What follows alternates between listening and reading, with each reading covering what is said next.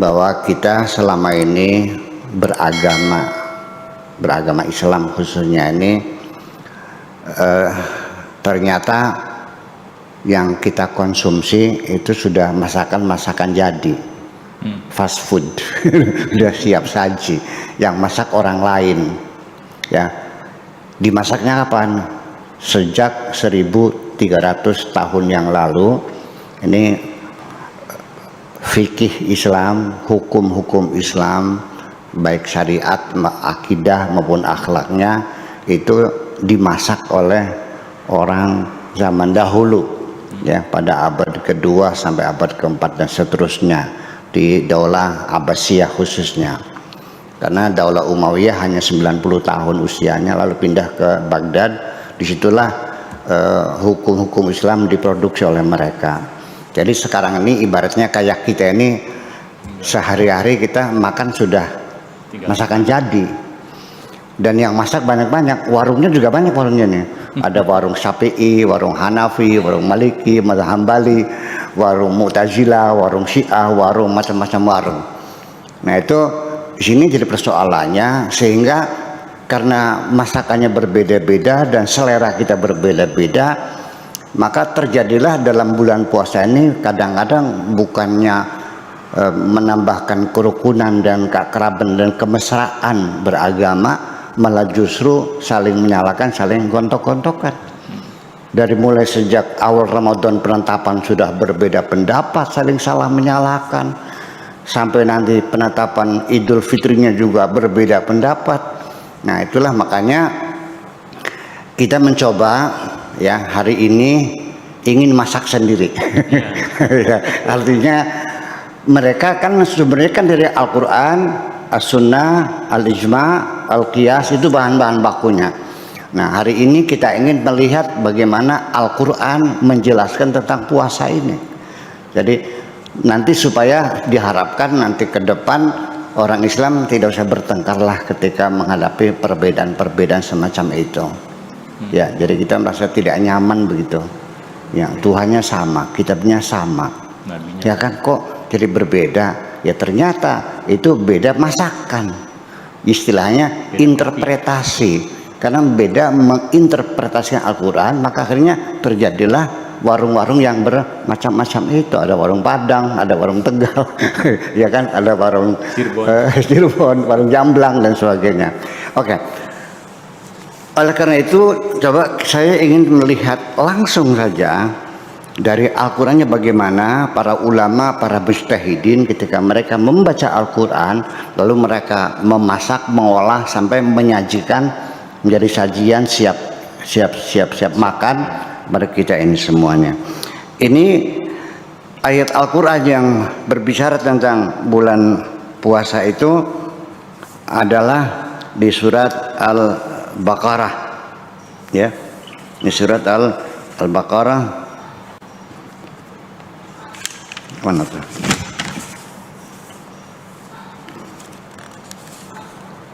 Oh jadinya lepasnya. Coba cari dulu bentar. Ini sudah bersih kok bisa.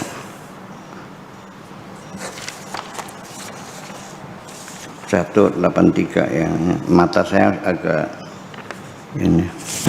Ayat 183 yang awalnya berbunyi, ya ayyuhalladzina amanu kutiba alaikumusyamu kama kutiba alal ladzina min qablikum la'allakum tattaqun ayyaman ma'dudat faman kana minkum maridan aw ala safarin fa'iddatun min ayyamin ukhar wa 'alal ladzina yutiqunahu fidyatun ta'amu miskin faman tatawwa'a khairan fahuwa khairul lahu wa antasumu khairul lakum in kuntum ta'lamun syahrul ramadhan alladzi unzila fihi al-Qur'an hudan lin-nasi wa bayyinatin minal huda wal furqan faman syahida minkum syahra falyasumhu wa man kana maridan aw ala safarin fa'iddatun min ayyamin ukhar yuridullahu bikumul yusra wa la yuridu bikumul usra wa litukmilul iddata wa litukabbirullaha ala ma hadakum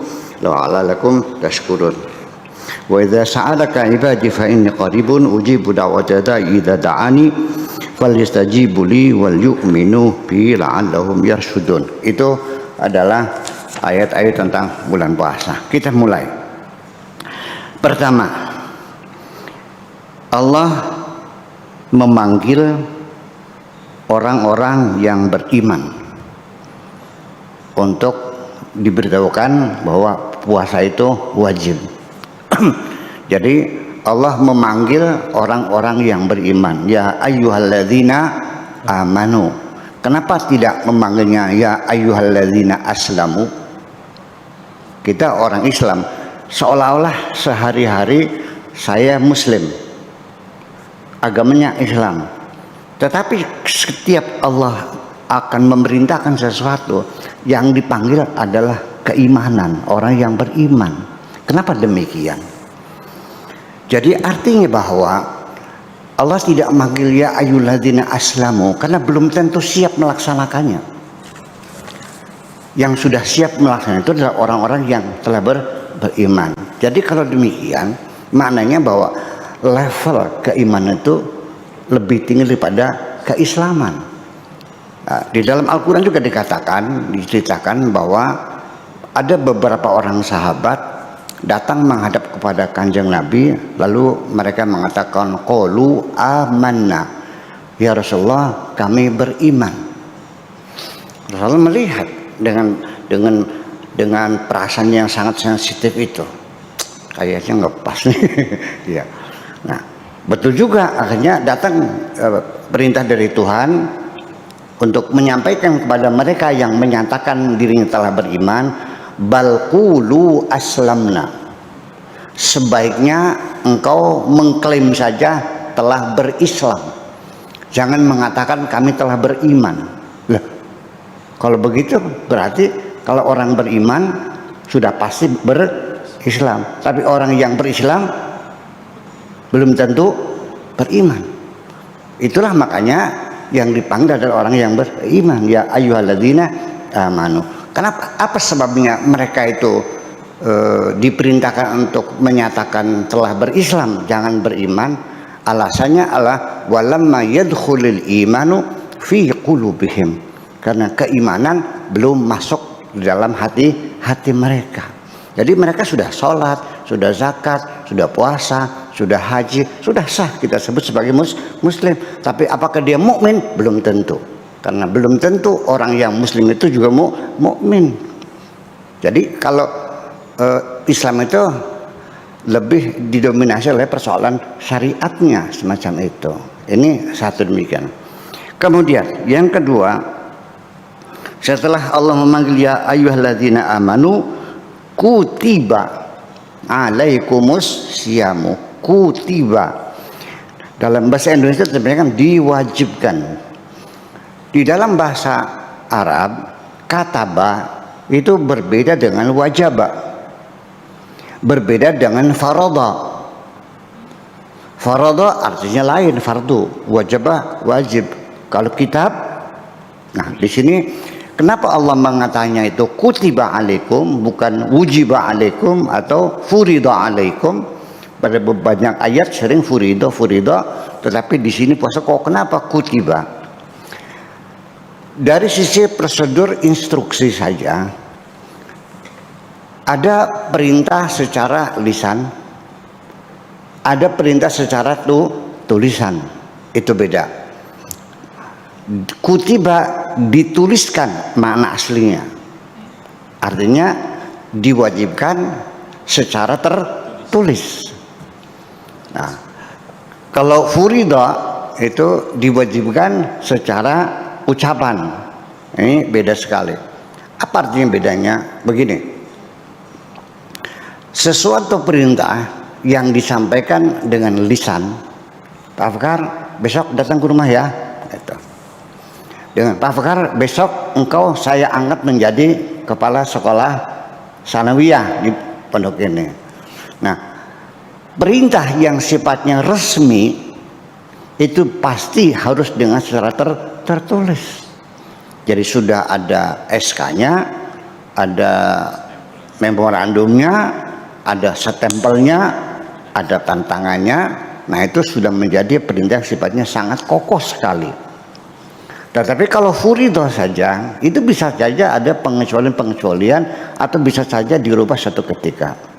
Mari kita buktikan kenapa puasa disebut kutiba, kalau saum itu adalah tidak disebutkan apa namanya kutiba, zakat juga tidak kutiba dan sebagainya. Mari kita buktikan. Ketika seseorang jatuh atau datang haid, dia tidak sholat. Ya, begitu salah suci lagi, diqodho enggak? Enggak. Tapi bulan puasa, perempuan datang haid, dia kan tidak boleh puasa. Nanti Syawal dibayar enggak? Jadi karena perintahnya lebih kokoh, kutiba alaikum, itu satu. Kemudian kama kutiba alal ladzina min qablikum, seperti juga puasa ini diwajibkan bagi bangsa-bangsa sebelum kita sekarang ini. Artinya di setiap negara, di setiap bangsa, setiap agama itu tradisi berpuasa itu sudah ada. Di semua agama ada. Kita di Jawa juga ada tradisi puasa. Ada yang puasanya sampai jam 10 ya. Ada puasanya sampai asar jam 4. Ada lagi puasanya 3 hari berturut-turut. Ada lagi puasa tidak makan yang bernyawa. Ada lagi dan sebagainya puasa. Di Amerika, suku Indian itu, mereka dulu puasa setiap tahun itu selama 12 hari. Kemudian suku bangsa di Eskimo juga puasa selama 15 hari. Tapi sekarang tradisi itu sudah hilang karena mereka sudah tidak, apalagi kalau sudah menjelang dingin ya, itu nggak mampu sekali, berat sekali. Itu. Alladzina kama kutiba 'alal ladzina min qablikum la'allakum tattaqun. Ini target, tujuan, ya, maksud daripada puasa ini la'allakum tattaqun, supaya engkau bertakwa. Artinya puasa ini untuk meningkatkan ketakwaan. Sekali lagi bahwa ketika untuk meningkatkan ketakwaan ini karena salah persepsi, maka konklusinya berbeda, implementasinya berbeda, aplikasinya berbeda juga. Jadi kalau persepsi salah ya kesannya salah semua. Sementara ini kita kan mengkonsumsi masakan sudah matang. Yang kita baca dalam kitab-kitab fikih itu, takwa itu didefinisikan adalah melaksanakan segala perintah Allah dan meninggalkan segala larangan Allah. Jadi artinya puasa ini supaya kita, kan begitu. Saya ulangi lagi, takwa itu menurut definisi para fuqaha melaksanakan segala perintah Allah dan meninggalkan segala larangan Allah. Puasa ini tujuannya untuk meningkatkan takwaan. Jadi puasa ini tujuannya supaya kamu melaksanakan semua perintah Allah dan meninggalkan semua larangan Allah. Kan begitu jadi masalahnya. Yang jadi masalah saya nanya, jujur saja Pak Afkar, menurut Anda di dunia ada nggak orang yang bisa melaksanakan segala perintah Allah dan menjauhi segala larangan Allah? Tidak. Itu jadi persoalan. Kalau nggak ada, ya jangan ngomong dong. Masa kita membicarakan sudah nggak ada? Nah, kita kembali bahwa la'allakum tattaqun ini adalah berawal dari kosakata waqa yaqi wiqayatan. Maknanya berhati-hati, maknanya waspada. Dalam peribahasa Arab disebutkan al-wiqayatu khairum minal ilaj. Preventif itu lebih baik daripada kuratif. Jadi takwa ini adalah meningkatkan kewaspadaan, bukan melaksanakan segala perintah Allah dan larangannya. Kenapa? Karena waqa yaqi itu lafif mafruq ya. Fa fi'il dan ain fi'ilnya adalah dipisah dengan ainul fi'li. Waqa yaqi. Maka kata penelitiannya qu anfusakum wa ahlikum nara. Waqa yaqi diikutkan wazan ifta'ala menjadi iutaqa. Kemudian wawunya diganti dengan ta menjadi ittaqa, lalu adjektifnya isim fa'ilnya menjadi al-muttaqun, orang bertakwa. Jadi artinya meningkatkan tahun itu artinya berhati-hati, meningkatkan kewaspadaan kita semuanya. Itu maknanya waqa. Jadi begini. Ketika kita keluar ternyata hujan rintik-rintik. Kita kembali lagi. Ambil apa? Ambil payung. Itu ketakwaan. Atau kita keluar rumah di malam hari gelap gulita, kita balik lagi ngambil apa? Mengambil baterai, sentolop kata orang Jawanya. Ya. Nah, itu Anda berarti bertakwa. Ya, preventif. Barangkali hujan. Nah, adapun ketika setelah keluar di jalan, ternyata ketika baterainya dipejet nggak nyala, karena baterainya sudah habis, ya Anda tidak dianggap sembrono, tidak dianggap gegabah. Anda sudah cukup berhati-hati, cukup berwaspada. Atau ketika keluar, begitu hujan turun, begitu dikembangkan payungnya sobek. Nah, itu namanya kealpaan, kekeliruan, segala itu Allah menjamin la junaha alaikum fima akhtatum, tidak ada dosa bagi kamu kalau kamu melakukan kekeliruan seperti itu. Ya, yang dosa itu walakin ma ta'ammadat qulubukum, ketika ada kesengajaan kamu untuk melawan. Ya, hatimu sengaja melawan perintah Tuhan, itu baru dosa. Nah, situlah makanya baru bisa terjadi kalau begitu. Ya, orang bertakwa banyak kalau begitu mah. Siapa saja yang hati-hati baru takwa. Kalau yang melaksanakan perintah Allah ya nggak ada orang yang bisa menjauhkan segala larangan Allah dan bisa melaksanakan segala perintah Allah. Nah, ini kemudian ayam ma'dudat, beberapa hari ini dikisahkan Nabi dulu sebelum diperintahkan puasa ini setiap bulan itu puasa 3 hari. Ya, terutama juga bulan Asyura juga puasa. Nah, setelah turunnya ayat ini, maka yang diwajibkan hanya bulan puasa saja. Ayyam ma'dudat, hanya beberapa hari. Tradisi puasa di mana-mana berbeda-beda. Ada yang 4 hari, ada yang suku Indian itu 12 hari, di Eskimo itu ada 15 hari, di Jawa juga, di Bali juga, semuanya ada puasa-puasa macam itu. Kama kutiba 'alal ladzina min qablikum. Nah, selanjutnya faman kana minkum maridan, apabila ada di antara kamu ada orang yang sakit, au ala safarin, atau melakukan perjalanan, faidatum min ayyamin ukhar, maka dihitung, dibayari di hari yang lain. Anda bulan puasa ini karena ini orang bekerja di bank ya, jadi kadang-kadang ya sesuatu mendesak harus berangkat ke Jakarta, ya kan begitu, dalam perjalanan atau juga tiba-tiba jatuh sakit karena corona barangkali kan gitu, mudah-mudahan tidak terjadi gitu ya. Nah, di sini diberi korting oleh Tuhan, diberi dispensasi, boleh kita makan, tidak meninggalkan puasanya, tetapi nanti bulan Syawal dilunasi, namanya qada. Itu. Wa 'alal ladzina yutiqunahu, dan bagi orang-orang yang tidak mampu melakukan puasa, dia tidak dalam perjalanan dan dia tidak sakit, dia dalam keadaan sehat, hanya karena usia lanjut, karena jompo ya, usia sudah 95 tahun, jalan saja sudah dituntun-tuntun.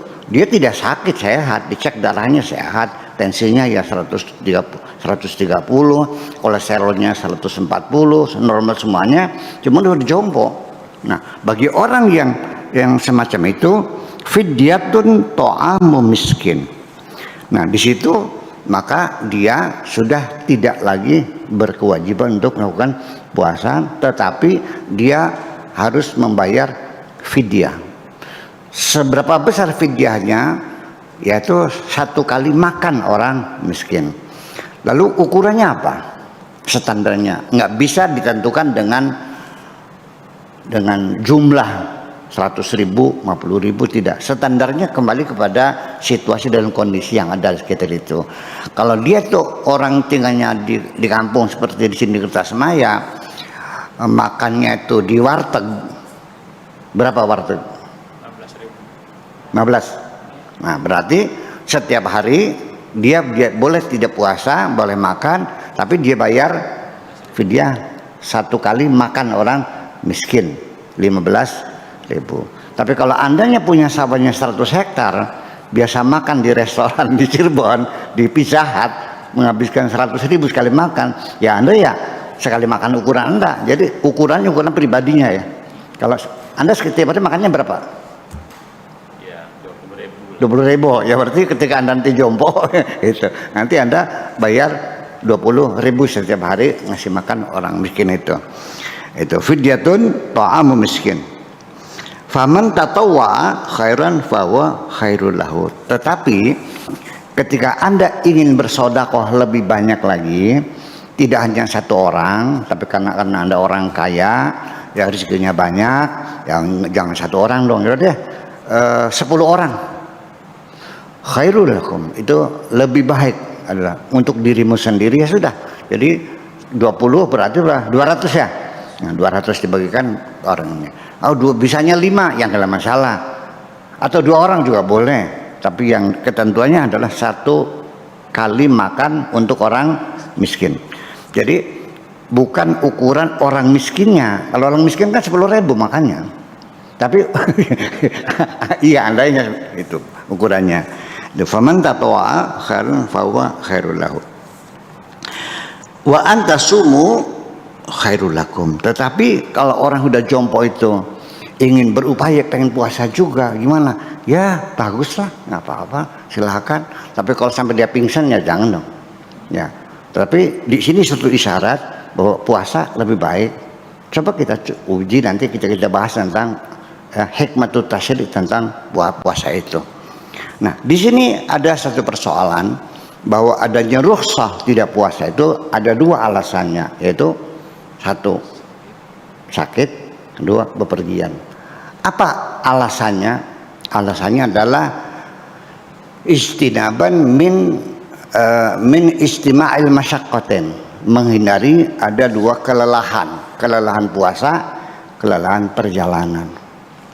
Yang jadi masalah kalau kita pergi perjalanan, dulu bisa kita maklumi karena perjalanannya naik onta atau juga jalan kaki, kan begini. Al hukmu ya duru ma'a illatihi. Hukum itu sangat kondisional, tergantung kepada sebabnya, kepada ilatnya.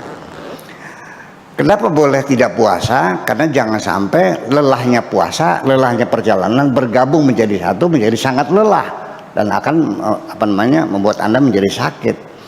Ketika dulu perjalanan kita naik pedati, naik sepeda atau jalan kaki. Nah sekarang pejabat BI dari Jakarta mau ke Cirebon naik mobilnya BMW seri 7 pakai AC ya kan gitu, duduk di belakang. Boleh nggak buka puasa? Dari Jakarta ke Cirebon naik Mercy S500 yang ber-AC, nyaman, capek nggak? Di sini menjadi persoalan. Ada beda pendapat. Ada yang mengatakan sebaiknya jangan puasa, menghormati tawaran Allah. Ya dikasih bonus, ya terima dong, jangan sombong, terima aja begitu. Ada lagi ya, alasannya sudah bergeser karena sudah tidak melelahkan. Itu satu persoalan. Ada yang pendapat lagi ya puasa ya karena tidak ada masyakohnya, tidak ada kesulitan, tidak ada keberatan, tidak ada kelelahan, lalu apalagi alasannya. Itu tuh. Kemudian jadi pertanyaan lagi, ini kan masakan para mujtahidin, mengapa berbeda-beda pendapat ketika membaca Al-Quran. Nah, hari ini kita mencoba untuk masak sendiri hari ini dari Al-Qurannya, begitulah kira-kira. Yang penting berikutnya, orang yang bekerja di pertambangan, di bawah tanah, atau mencangkul di sawah, ya, melawan teriknya matahari, ya, punggung dijemur seharian dengan mencangkul, kayak apa terangganya, lelah nggak? Kalau dia puasa, apa yang mereka rasakan? Sakit, ya, lelah sekali. Ya, saya pernah mengalami di Belanda bulan puasa waktu saya masih jadi mahasiswa. Di Belanda itu kalau musim panas itu kita bekerja musim panas, menggantikan orang-orangnya cuti. Pas bulan puasa, maghribnya jam 9 belum maghrib.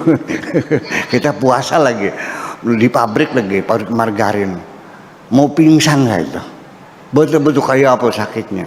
Nah, bisakah orang bekerja keras di sawah, di pabrik itu bisa jadi alasan untuk tidak puasa? Oke, sekarang saya bandingkan, bapak-bapak dari BI naik mobil Mercy 500 ke Cirebon, ya kan, kunjungan kerja, boleh tidak puasa? Orang yang mencakul di sawah harus puasa karena alasannya hanya dua, sakit dan bepergian. Ini menjadi persoalan, ya. Dulu pernah ada di Al-Azhar, Syekh Muhammad Abduh itu memberikan fatwa untuk orang yang bekerja keras, ya, di sawah dan pertambangan itu boleh berbuka, tetapi nanti di waktu cuti dia bayar puasanya. Tetapi fatwa itu didem dan tidak disebarkan kemana-mana. Tapi kalau dibaca bukunya masih ada, ya, karena banyak orang yang tidak setuju. Nah, sekarang bapak sekalian, tolong pakai hati nurani. Ini tukang macul, anak istrinya perlu makan, dia mencakul seharian dan harus puasa. Kita, masyarakat kita itu kalau majikan orang yang punya tanah itu masak untuk ngasih makan orang yang mencakul di sawah, itu menjadi tercela di sini. Ya, ya, namanya itu melanggar namanya. Harus jadi gimana? Ya suruh puasa sampai mana? Ya sampai sepingsannya. Nah, nanti di sini yuridullahu bikumul yusra wala yuridu bikumul usra. Allah tidak ingin mempersulit kamu, Allah ingin mempermudah kamu. Ini kita kembangkan dari Al-Quran inilah, makanya perbedaan penafsiran itu adalah sifatnya penafsiran, perbedaan bagaimana menganalisa, bagaimana mengurai ayat-ayat Tuhan itu. Makanya tidak menjadi aneh ketika banyak mazhab-mazhab berbeda-beda karena masing-masing menafsirkan dengan logika masing-masing semacam itu. Kita lanjutkan lagi ya. Wa antasumu khairul lakum in kuntum ta'lamun. Syahrul Ramadan alladzi unzila fihi al-Qur'an hudal linnasi wa bayyinatin minal huda wal furqan. Bahwa bulan puasa itu adalah bulan yang istimewa, di mana pada bulan itulah Al-Qur'an diturunkan. Al-Qur'an hudal linnas, Quran, wa bayyinat, Quran, bayyinat, ya, kemudian furqan, kemudian az-zikr, kemudian al-kitab. Ada al-kitab, ada Al-Quran, ada al-furqan, ada bayyinat, ada Al-Quran. Sama nggak? Ya beda. Ya, kalau kitanya orang beriman, ya, kita menyebutkannya Alkitab. Karena zalikal kitabu la raiba fi hudan lil muttaqin. Tetapi di sini karena Al-Qur'an hudan linnas. Jadi orang yang beriman membaca Quran, namanya apa? Ya Quran. Yang tidak beriman, ya Quran. Yang beriman, ya Quran. Orientalis, ya baca Quran juga, tentang Quran. Tapi kalau kita yang bertakwa ini, namanya membaca Alkitab. Itu kira-kira. Adapun Al-Furqan itu artinya lain lagi. Faman syahida minkum syahra falyasumhu wa man kana maridan aw ala safarin fa iddatum min ayyamin ukhra. Diulang lagi, bahwa siapa orang dalam keadaan sakit atau bepergian maka dibayar di hari yang lain. Ya, yuridullahu bikumul yusra wa la yuridu bikumul usra. Allah ingin memberikan kemudahan, Allah tidak ingin mempersulit kamu. Ya, mana mungkin Allah menyuruh orang yang bekerja seharian di sawah, tukang beca, narik angkutan begitu jauh ya, kemudian dia puasa juga, tega nggak? Tapi ini fatwa ini nggak jalan nih, karena umat Islam masih menghendaki, belum setuju bahwa orang pekerja keras itu boleh ini.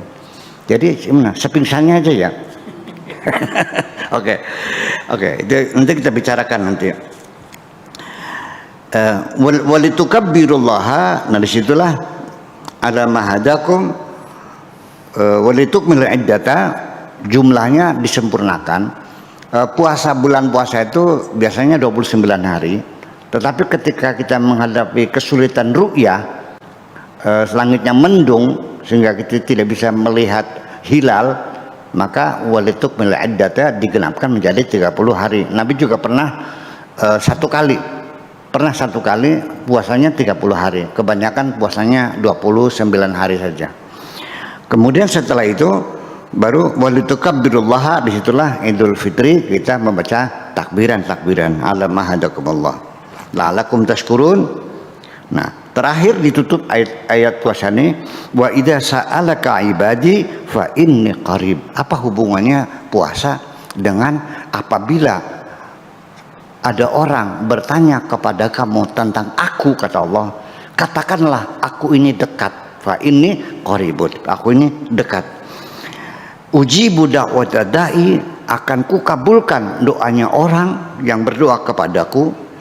Idza da'ani, kalau dia berdoa kepadaku, falyastajibu li, mintalah pengkabulan kepadaku, wal yu'minu bi, dan percayalah kepadaku, la'allahum yarsudun. Ini artinya bahwa orang berdoa ketika sambil berpuasa itu ada jaminan dari Allah, ujibu da'wata da'i. Bagaimana engkau berdoa, perutmu buncit kayak orang hamil, ya kan, makanan musa kenyang-kenyangnya, lalu berdoa. Jadi artinya ini satu isyarat bahwa ketika kita memohon kepada Allah, berdoa apa saja, ingin punya anak, ingin anak kita bisa masuk jadi pegawai negeri, bisa ingin sekolah ke luar negeri, apapun kepentingan ini, tolong dibantu dengan berpuasa, karena Allah sangat dekat dengan orang yang berpuasa.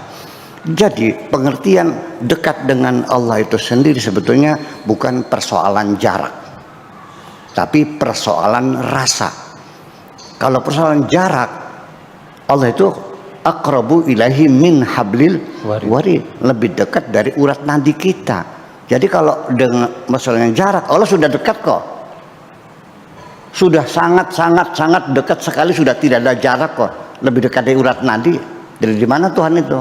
Jadi orang yang belajar ingin mendekatkan diri kepada Allah itu artinya dengan berpuasa, dengan banyak berzikir, dengan banyak melakukan ritual-ritual, sholat sunnah, i'tikaf dan sebagainya. Akan tetapi saya melihat bahwa untuk mendekatkan diri kepada Allah, jalur ritual dengan jalur kepedulian sosial di dalam puasa, menurut saya lebih efektif mendekatkan diri kepada Tuhan melalui jalur kepedulian sosial. Mengapa demikian? Karena puasa ini meningkatkan ketakwaan kita. Salah satunya adalah menumbuhkan kepedulian sosial. Mari kita uji. Ketika kita masuk bulan puasa, ada perubahan dalam diri kita. Kita mulai mempedulikan masyarakat kita. Mulai kita mudah terharu melihat orang sengsara. Mulai kita memperhatikan tetangga ini punya lauk pauk enggak, punya takjilan enggak. Sampai dapur tetangga diperhatikan. Nah, ini tangga depan dari siang dapurnya itu enggak ada asapnya. Tolong dong dilihat sana, bagaimana? Anaknya pergi, datang lagi, mama katanya punya beras. Kita sedang berpuasa, bapak-bapak sekalian, lalu mendengar ada tetangga kita yang punya beras. Apa yang terjadi? langsung diambil berasnya, ini berasnya ambil, ini duitnya 10.000 buat beli lauknya. Begitu dermawan. Yuk kita bulan puasa kita berkunjung ke teman, semua kue keluar, betul nggak? Jadi kedermawanan, kepedulian sosial itu muncul dalam bulan puasa. Akan tetapi kenapa begitu saya puasa masuk bulan Syawal kok kira-kiranya nongol lagi? Nah, ini kita harapkan mudah-mudahan puasa ini setelah menimbulkan kepedulian sosial, ya saya harapkan casan ini bisa untuk selama 11 bulan ke depan gitu. Jangan Syawal udah lupa lagi, kita pikir lagi akan macam itu. Nah, jadi artinya ketakwaan itu lebih efektif melalui jalur kepedulian sosial. Mari kita buktikan dengan hadis qudsi. Seseorang dulu di dunia mencari Tuhan, naik gunung, turun gunung, masuk hutan, keluar hutan, sampai meninggal dunia. Di situ dipersalahkan oleh Tuhan. Ngapain lu mencari aku kemana-mana, ke gunung, ke hutan? Ngapain? Kamu terlalu bodoh mencari begitu. Coba kalau kamu selama di dunia, coba datangi tetanggamu yang sakit itu, kau bawa obat-obatan, engkau sudah bertemu dengan aku. Andaikan engkau melihat ada temanmu meninggal dunia, coba kau datangi dia, ikut kau antar ke makam, engkau sudah bertemu dengan aku. Jadi artinya apa? Jadi bahwa mendekatkan diri pada Tuhan itu adalah lebih efektif melalui kepedulian sosial, itu berbuat kebaikan-kebaikan kepada sesama kita. Saya kira itu saja.